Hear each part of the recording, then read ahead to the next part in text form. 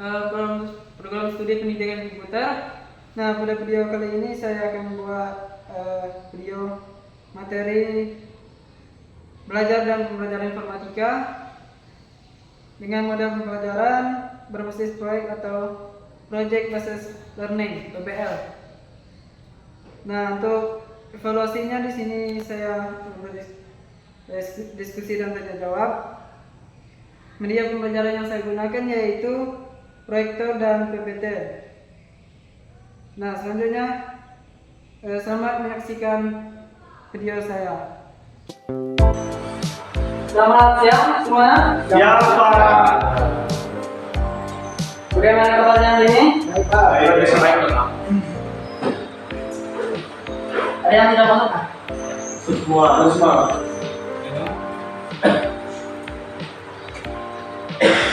Kita mulai pelajaran kita. Satu orang silakan memberitahu. Baik, sebelum kita mulai pelajaran kita ini adalah jawaban yang berdoa guna.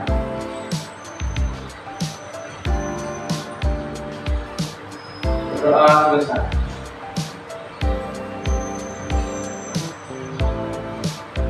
Baiklah, kita langsung saja melanjutkan materi kita yang lalu. Sebelumnya saya absensi dulu ya. Alat Deo Satrio. Iya, Pak. Alvin. Iya, Pak. Andreas MJ. Iya, Pak. Bonifasius Pantura. Iya, Pak. Jonathan. Iya, Pak. Manto. Ricky. Baiklah, kita melanjutkan materi kita minggu lalu, yaitu software pengolah presentasi. Baiklah, kita melanjutkan materi kita pada minggu lalu. Satu orang minta tolong tunjukkan itu.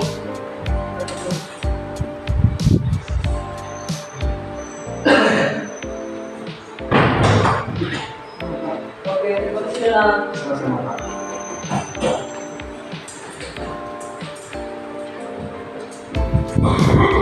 di sini ada yang tahu apa itu software? Oh, kita Ya,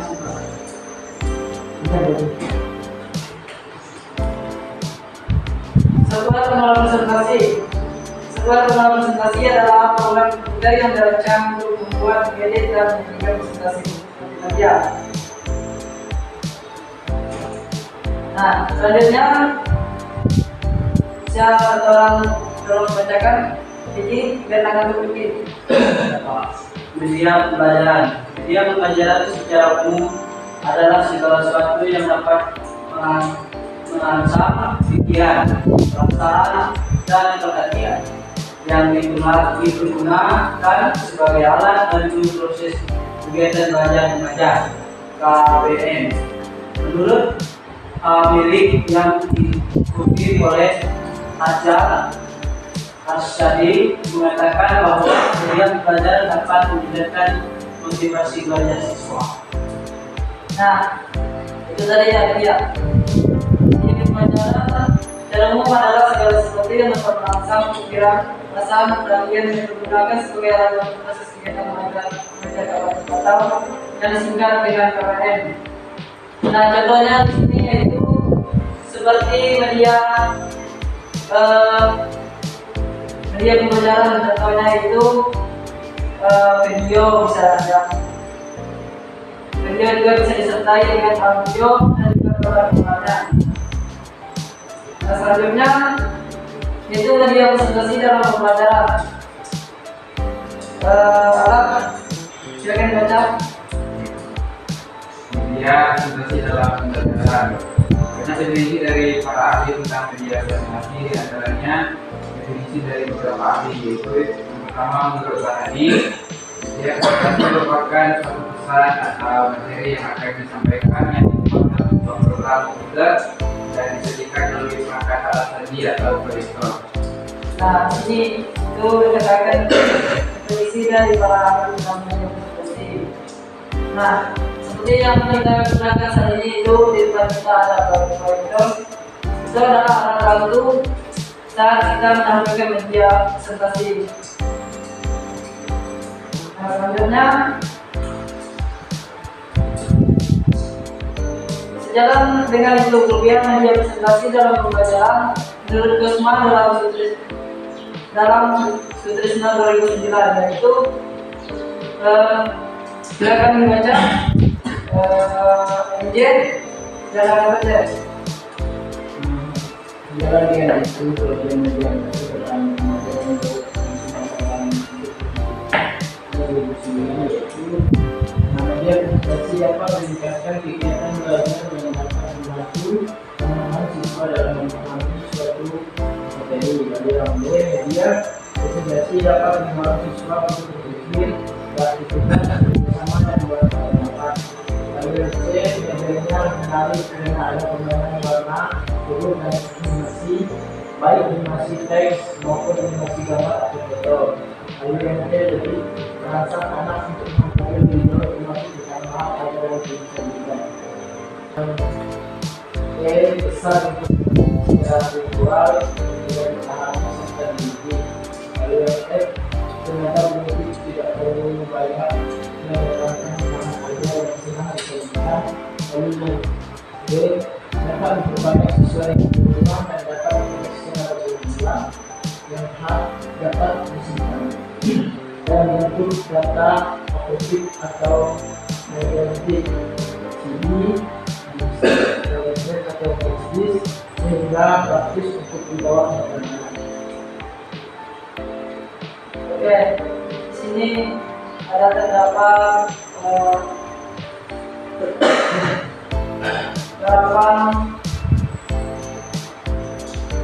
kelebihan media presentasi dalam pembelajaran menurut Gosman.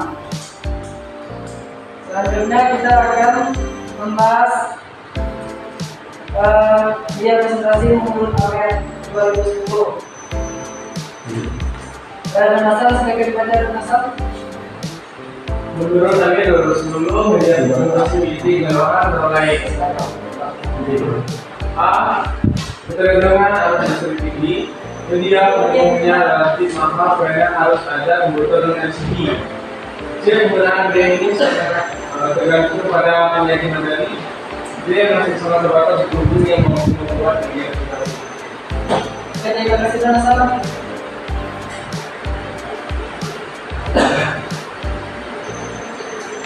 Selanjutnya sebelah sebagai media presentasi. Kata sebelah adalah dari bahasa Inggris yang artinya kata guna. Kata guna akan segera memiliki pengertian sebagai struktural data elektronik. Dia bersifat dan kemudian dikendalikan oleh market digital. Data elektronik tersebut berupa instruksi atau program yang nantinya akan menjalankan berita. Maka dari itu dalam sebuah proses install, sebuah software akan bekerja terkoneksikan. Nah, nanti kita akan membahas itu sebelum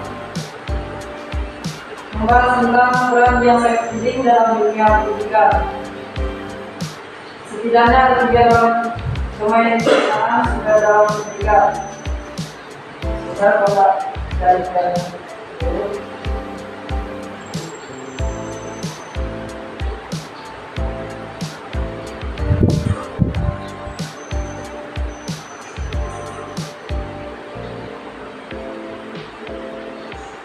Nah, di sini yaitu ada 3 domain penting di dalam dunia pendidikan. Yang pertama itu domain manajemen. Domain manajemen merupakan bidang pendidikan yang dapat membantu mempermudah tugas manajemen. Kemudian yang ketiga, domain pembelajaran. Domain pembelajaran merupakan sebuah pendidikan yang secara spesifik berfungsi sebagai media sekaligus media konten pembelajaran. Menggunakan template yang di dalamnya sudah sedia tema yang diinginkan, yang di mana tema tersebut disebut diganti warnanya yang dan juga menggantikan jenis huruf agar lebih menarik. Yang D, menambahkan gambar, klip, dan saya akan menampilkan sebuah PowerPoint PowerPoint tidak hanya dengan teks menambahkan gambar art dan shader akan membuat slide lebih berkarakter dan menarik. Yang C itu menambahkan animasi dalam presentasi dan membuat presentasi yang akan menjadi lebih hidup, lebih berkarakter, menarik dan terlihat lebih profesional. Nah, di situ ada kelebihan dari dia mengajar, dia presentasi PowerPoint. Nah, selanjutnya sini ada kelemahan pada penggunaan dia PowerPoint. Bisa tolong bacakan penjelasan? A. Pengenalannya mahal dan tidak semua sekolah dapat memilikinya. B. Memerlukan tenaga keras atau yaitu komputer dan LCD untuk memproyeksikan pesan. C. Memerlukan persiapan yang matang bila menggunakan teknik penyajian atau animasi yang kompleks. D. Diperlukan penampilan khusus dan kerja sintesis untuk menggunakannya. E. Menuntut keterampilan khusus untuk menuangkan kata-kata ide-ide yang baik pada desain program komputer termasuk PowerPoint sehingga mudah dicerna oleh penerima pesan. F. Bagi pemberi pesan yang tidak memiliki keterampilan menggunakan dapat memerlukan operator atau pembantu khusus. Harus ada persiapan yang cukup menyita waktu dan tenaga. Oke, terima kasih dan Hasan. Selanjutnya sini kita akan membahas yaitu media presentasi Prezi. Prezi adalah presentasi visual yang diluncurkan pada tahun 2009 yang memungkinkan penonton untuk berinteraksi dengan konten yang bergerak dan dapat memperbesar dan memperkecil sebuah kanvas besar yang bisa diisi dengan gambar, video, dan teks. Nah, di sini juga ada beberapa kelebihan dan kekurangan dari Prezi. Nah, yang pertama mempunyai tampilan serat yang beragam dan menarik. Selanjutnya membuat tidak perlu berpindah satu serat ke serat yang lain, karena semua ada dalam satu layar. Dan jika ingin berpindah maka cukup menekan tombol kanvas bisa berpindah sesuai dengan materi. Selanjutnya yang ketiga dapat menggabungkan gambar, ini teks dan video dalam satu tampilan. Yang keempat memiliki fasilitas zoom in dan zoom out yang digunakan untuk memperbesar dan memperkecil objek secara mendadak. Selanjutnya yang kelima, saya mempunyai pembelajaran berbasis Prezi dapat dikembangkan dalam dua versi yaitu offline dan online. Selanjutnya, Moni tolong bacakan Moni kekurangan dari aplikasi Prezi. Aplikasi Prezi memiliki beberapa kekurangan yang seperti ini. Yang pertama, Prezi sulit untuk memasukkan simbol matematika. Yang kedua, proses instalasi Prezi membutuhkan koneksi internet atau dilakukan secara online. Yang ketiga, Z2E atau Zooming User Interface membuat tampilan Prezi lebih monoton. Yang keempat, user harus mempunyai akun sendiri. Yang kelima, jika penggunaan dalam jangka lama dan fitur yang lebih lengkap akan dikenakan biaya. Sudah Pak. Oke, terima kasih Wani. Sama-sama Pak. Silakan tuh Pak Segan.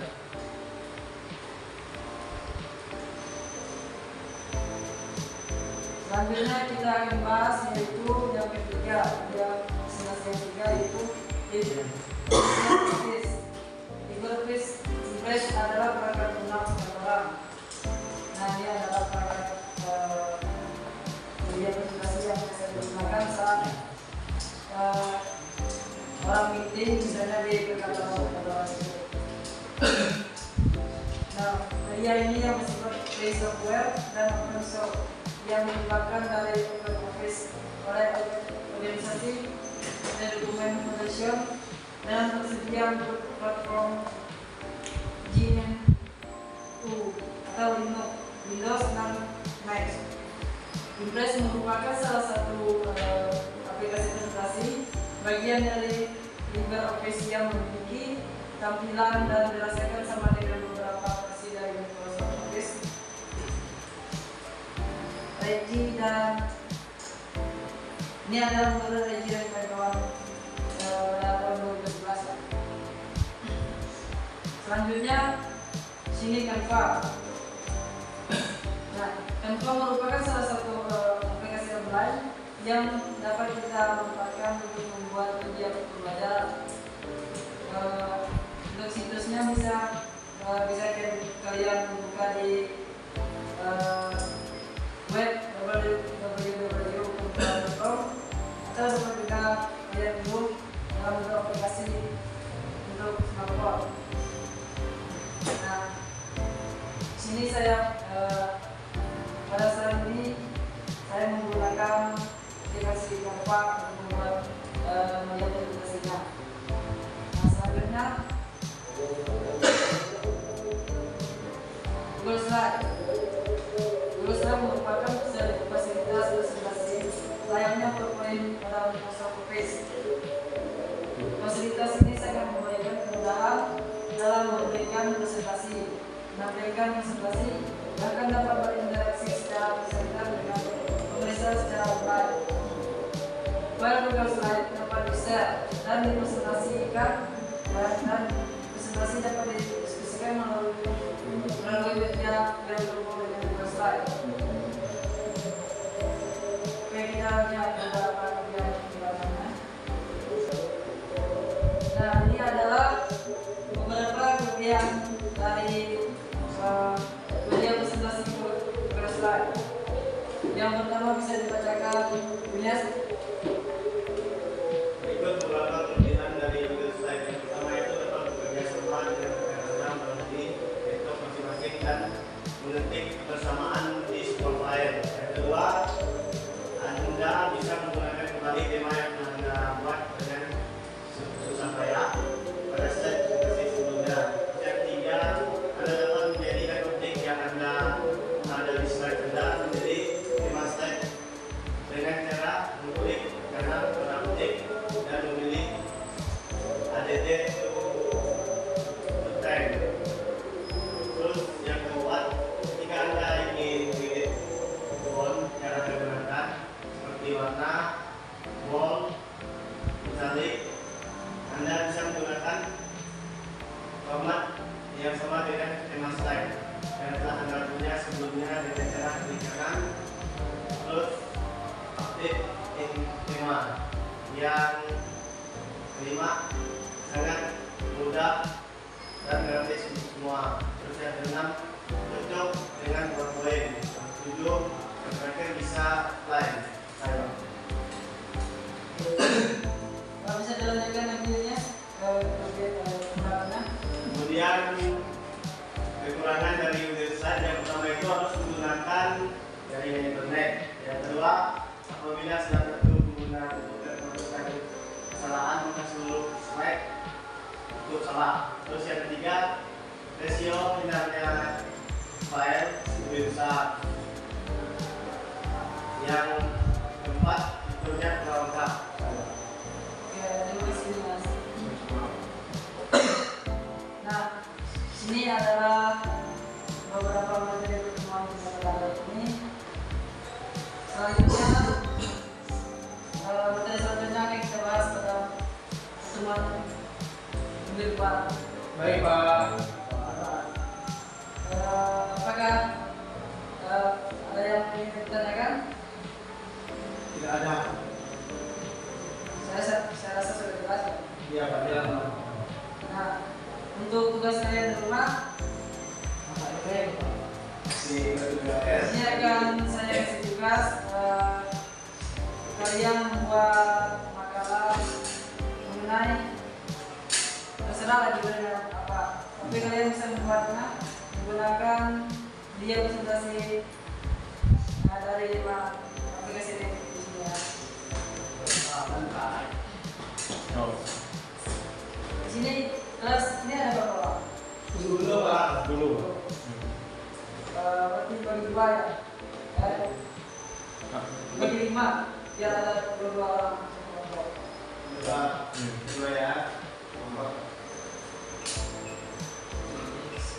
Nah, mengenai tugas ini ada yang dibedakan? Untuk pengumpulannya kita akan langsung presentasi kedua. Ya, sekalian buat enggak Oh. kasihan juga kan. Sorry sih dapat. Baiklah, demikian pertemuan kita pada siang ini. Untuk mengakhiri pembelajaran kita tolong berdoa. Mantap, silakan mantap. Untuk mengakhiri pembelajaran kita pada siang hari ini, mari kita bersatu dalam doa. Mulai. Amin. Doa selesai. Selamat siang semuanya. Siap.